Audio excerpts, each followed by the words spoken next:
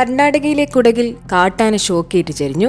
രാത്രിയിൽ കൃഷിയിടത്തിലേക്ക് എത്തിയ കൊമ്പനാണ് ഷോക്കേറ്റ് ചെരിഞ്ഞത്. കർണാടകയിൽ വനത്തോട് ചേർന്ന് കിടക്കുന്ന കുടകിൽ ധാരാളം കൃഷിത്തോട്ടങ്ങളുണ്ട്. കാപ്പി ഉൾപ്പെടെയുള്ള നാണ്യവിളകൾ വൻതോതിലിവിടെ കൃഷി ചെയ്യുന്നുണ്ട്. ഈ മേഖലകളിൽ കാട്ടാനകളുടെ അതിരൂക്ഷമായ ശല്യമുള്ളതിനാൽ കാട്ടാനകളെ പിടികൂടി കാടുമാറ്റുന്നത് ഇവിടെ പതിവാണ്. കൃഷിയിടങ്ങളിലെത്തുന്ന വന്യമൃഗങ്ങളെ തടയുവാൻ സ്ഥാപിച്ച വൈദ്യുതി ലൈനിൽ നിന്നാണ് കാട്ടാനയ്ക്ക് ഷോക്കേറ്റതെന്ന് കരുതുന്നു.